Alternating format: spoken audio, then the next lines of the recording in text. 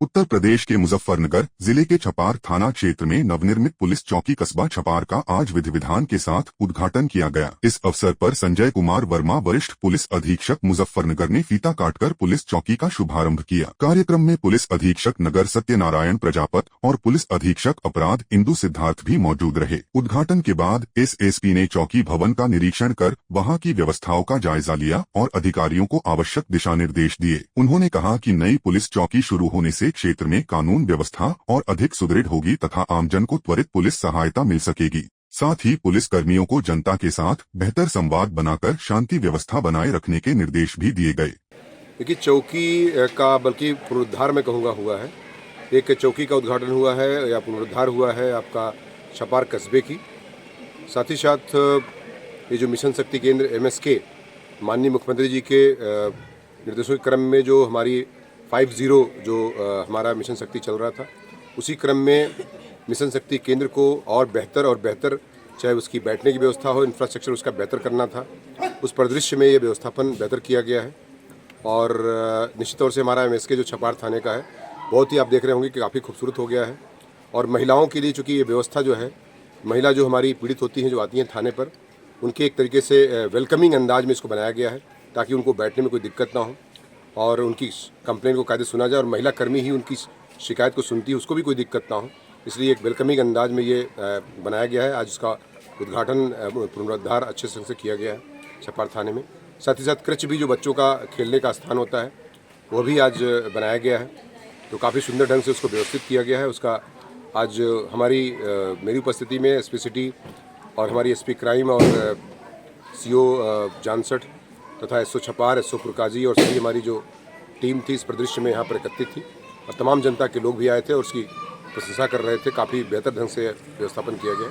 निश्चित तौर से हमारे पुलिसकर्मियों के लिए, साथ ही साथ जो हमारे लोग पीड़ित लोग आते हैं, उनके लिए एक नया अध्याय इसमें शुरू होगा और नए ढंग से हम नए तेवर कलेवर से कार्य करते हुए हम जनता की समस्याओं को बेहतर ढंग से सुन सकेंगे। देखिए, जिस परिस्थिति में और जिस तरह के सरकार को चाहिए था कि इनको किसी इस देश से बाहर अच्छे इलाज हो सके। जब कोई आर्थिक रूप से, पारिवारिक रूप से जब विचलित हो जाता है, जब उन्हें लगता है कि अब मेरी सामाजिक, आर्थिक और पारिवारिक स्थिति अच्छी नहीं और हम अपने बच्चों की भी परवरिश नहीं कर पा रहे हैं या हम उस हालात में आर्थिक रूप से नहीं हैं, तो अपनी ज़िंदगी से बिल्कुल तंग आकर के वो कोई निर्णय लेता है। सर्वोच्च न्यायालय को चाहिए था कि पहले सरकार को वो निर्देशित करे कि क्या दुनिया में कहीं भी इस व्यक्ति का कोई इलाज है या नहीं, या इनकी आर्थिक स्थिति अच्छी है तो इसको मूल्यांकन करके इसकी मदद किया जाए। इच्छा मृत्यु दे देना ये अंतिम पार्ट है। तब तो बहुत सारी ऐसी परिस्थितियां, सामाजिक परिस्थितियां आ रही है, तो वो भी कहेंगे कि हमको इच्छा मृत्यु दे दिया। छत्रपति संभाजीनगर से ये न्यूज़ आई है। मैंने ये भी बोला कि अगर इंडस्ट्री मिनिस्टर करके मुझको वहाँ जाना पड़े तो मैं 2 दिन में वहाँ जाऊँगा। वहाँ के जो इंडस्ट्रियलिस्ट है उनके साथ मैं बात करूँगा। वो अहवाल तैयार करके हमारे जो मुख्यमंत्री है और उप मुख्यमंत्री है एकनाथ शिंदे साहब, उनके पास मैं दूंगा और सेंट्रल गवर्नमेंट के पास हम जो कुछ उनके सामने कठिनाइयाँ ही है उनके बारे में बात करेंगे।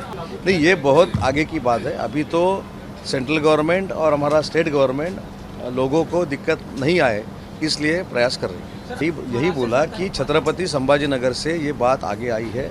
अगर छत्रपति संभाजीनगर में मुझको जाना पड़े तो इंडस्ट्री मिनिस्टर करके मैं जाऊंगा। वहाँ के जो लोग हैं, इंडस्ट्रियलिस्ट हैं, उनके साथ मैं बात करूंगा। वो अहवाल तैयार करके मैं हमारे मुख्यमंत्री और उप मुख्यमंत्री शिंदे साहब के पास मैं वो दूंगा। और अगर केंद्र शासन के पास मदद मांगनी है तो इंडस्ट्रियलिस्ट के हम मदद मांगेंगे। लोगों में काफ़ी भ्रम फैला हुआ है। नहीं, मैंने बोला ना, अभी केंद्र सरकार और राज्य सरकार लोगों के साथ है।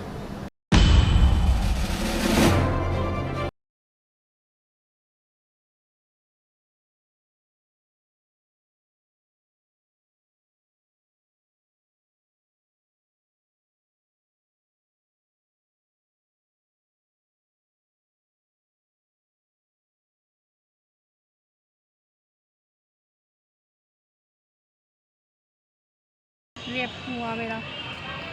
अच्छा। गांव के ही रहने वाले थे, हमारे पड़ोसी कुटेसरे के। सावेज है उसका नाम, उसके पिता का नाम जुल्फकार। उसकी बहन ने मुझे बुलाया, नाम फरत है उसका। उसकी बहन ने पहले मुझे बुलाया, उसने कहा कि तू बैठ, मैं अभी आ रही।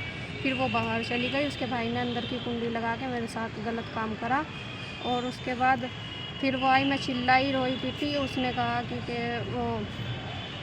मैं रोई पीटी। उसने कहा कि तू टेंशन ना ले, मैं तेरे से ही निकाह करूँगा। और उसकी बहन भी आ गई। फिर उसने भी कहा कि हाँ, मैं अपने भाई का तेरे से ही निकाह करवाऊँगी, तू टेंशन ना ले। संबंधित थाने में गए थे हाँ, तो मैंने उसके बाद कुछ नहीं बताया अपने घर वालों को। फिर उसके बाद 8 तारीख को मेरे घर आया। ये अब रमज़ान चल रहे थे, उसने मेरा मुंह बंद कर लिया। और मैंने कहा कि पहले मैं उससे शादी कर, उसके बाद जो होगा हमारे बीच में। तो वो कहने लगा कि नहीं, पहले हम करेंगे, उसके बाद मैं शादी करूँगा। फिर वो मेरे घर वाले सभी उठ गए। उसने मेरे साथ गलत काम भी कर लिया। फिर मेरे माँ बाप उठ गए। फिर उसके बाद वो चले गए। वो भाग के छत पे चढ़ गया, छत पे से अपने घर चला गया। फिर मेरे सभी पड़ोसी गाँव वाले सभी रिश्तेदार उसके घर गए। उन्होंने कहा कि हम निकाह नहीं करने के, ना हम शादी करने के। जी थाने में दी थी, उन्होंने कोई कार्रवाई नहीं की।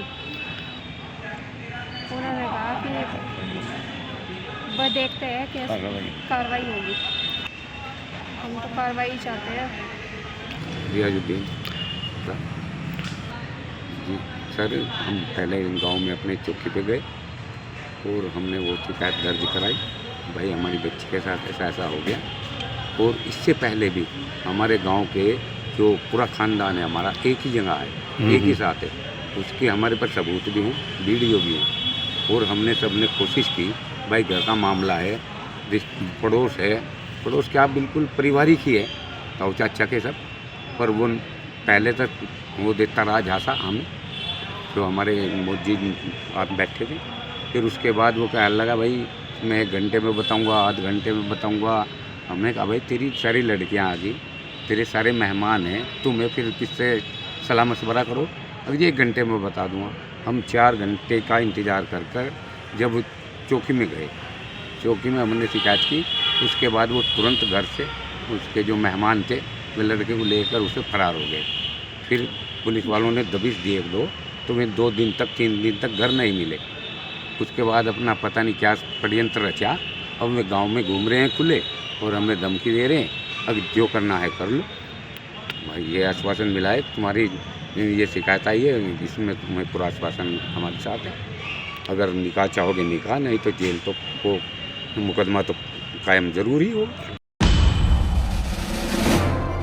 उत्तर प्रदेश के रायबरेली में घरेलू गैस सिलेंडर को लेकर जिला प्रशासन अलर्ट हो गया है। अंतर्राष्ट्रीय स्तर पर ईरान से जुड़े युद्ध के कारण संभावित एनर्जी संकट की आशंका के बीच प्रशासन ने गैस की कालाबाजारी रोकने के लिए सख्त कदम उठाने शुरू कर दिए हैं। पिछले 3 दिनों से जिले की गैस एजेंसियों पर भारी भीड़ देखी जा रही है, जिससे लोगों में चिंता का माहौल बन गया है। इसी को देखते हुए जिला प्रशासन ने एजेंसियों की जांच और स्टॉक की निगरानी के लिए विशेष टीमें गठित की हैं। ये टीमें लगातार गैस एजेंसियों पर नजर रखेंगी और किसी भी तरह की कालाबाजारी या अनियमितता मिलने पर सख्त कार्रवाई की जाएगी। जिले में कुल 56 गैस एजेंसियां संचालित हो रही हैं, जिनकी निगरानी के लिए प्रशासन सक्रिय हो गया है। इस बीच जिले की जिलाधिकारी हर्षिता माथुर ने लोगों से अपील की है कि वे किसी भी तरह की अफवाह या घबराहट में न आएं और सामान्य रूप से गैस का उपयोग करें।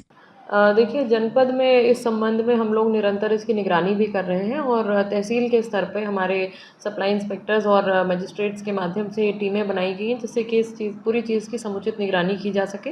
और सभी एजेंसीज़ का जो स्टॉक वेरिफिकेशन है, सत्यापन है आदि सभी चीज़ों को हम लोग निगरानी के अंतर्गत ले आए हैं। वर्तमान में हमारे जनपद में प्राथमिकता पे जो हमारी डोमेस्टिक सप्लाई है उसको देखा जा रहा है और सभी लोगों से यही अपील है कि पैनिक की कोई ऐसी स्थिति ना बनाए।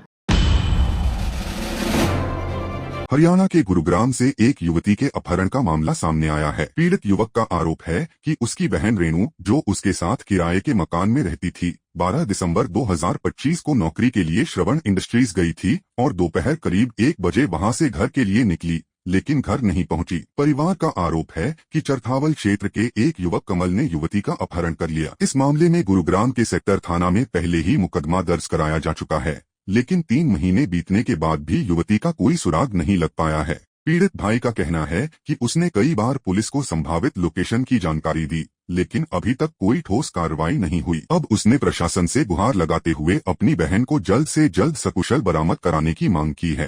भाई आज एसएसपी ऑफिस आए थे हम, ये चरथावल क्षेत्र है हमारा। चरथावल क्षेत्र से मैं ब्लॉक अध्यक्ष हूँ भारतीय किसान यूनियन राजनीतिक से, और त्यागी ब्राह्मण भूमिहार महासभा का राष्ट्रीय उपाध्यक्ष भी हूँ। तो आज ये शर्मा जी हैं रूणी से, रूणी अर्जीपुर गाँव है इनका। बहुत भले और बहुत गरीब आदमी है। ये कह लो कि बस ये ब्राह्मण समाज में पैदा हो गए, बस यही शायद इनकी गलती है। इनकी एक बिटिया जो 16 या 17 साल की लगभग, उसको गांव का ही एक ठाकुर समाज का लड़का बैला फुसला कर ले गया। 3 महीने से चक्कर काट रहे। समाज के जिम्मेदार लोगों से भी इन्होंने मदद मांगी, पुलिस प्रशासन यहाँ तक कि मीडिया तक भी इन्होंने मदद मांगने का काम करा, लेकिन इनकी कोई सहायता किसी प्रकार की हो नहीं पाई। आज ये मेरे पास आए, मैं फिर इनको लेकर आज मुजफ्फरनगर कप्तान साहब के यहाँ आया। कप्तान साहब से वार्ता हुई और हम ये कहना चाहेंगे समाज से कि भाई गांव के गांव में ये जो कुरीति डालने लग रही है लड़के, और ये जैसा इन्होंने बताया शर्मा जी ने कि वो लड़का भी ऐसा है कि जिसकी मतलब जिसका कोई हिसाब नहीं है, मतलब एक शराबी है एक नंबर का, और दूसरा छपरी किस्म का।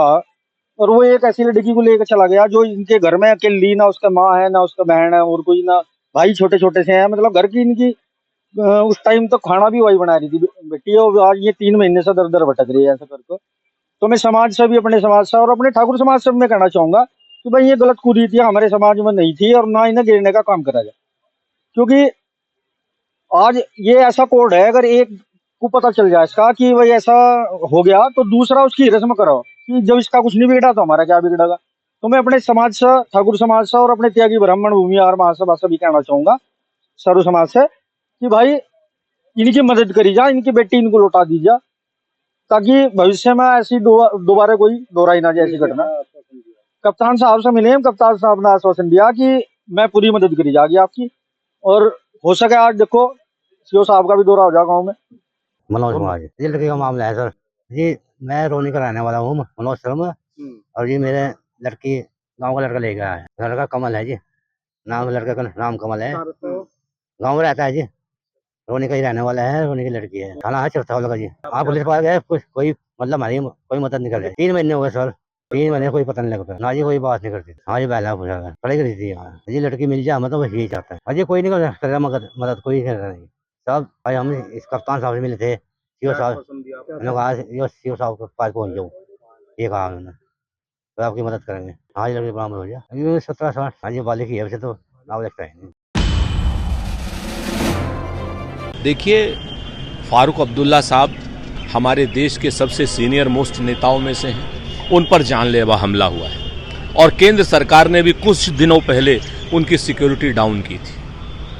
उनकी सिक्योरिटी को उच्चीकृत किया जाना चाहिए। उनकी सिक्योरिटी को केंद्र राज्य संबंधों से इतर, उनकी सिक्योरिटी को इंडिया गठबंधन और एनडीए से इतर रखा जाना चाहिए। उनकी सिक्योरिटी को उच्चीकृत करके उनको सुरक्षा देनी चाहिए। ईश्वर की कृपा थी कि वो बच गए, चूंकि वहां पर उप मुख्यमंत्री की सिक्योरिटी वहां थी। अगर वो सिक्योरिटी ना होती तो कोई भी बड़ा हादसा हो सकता था। ईश्वर जो है फारूक अब्दुल्ला साहब को लंबी उम्र दे, निरोग रखे, और केंद्र सरकार को तुरंत उनको सुरक्षा प्राप्त, उच्च सुरक्षा प्राप्त व्यक्ति कर देना चाहिए।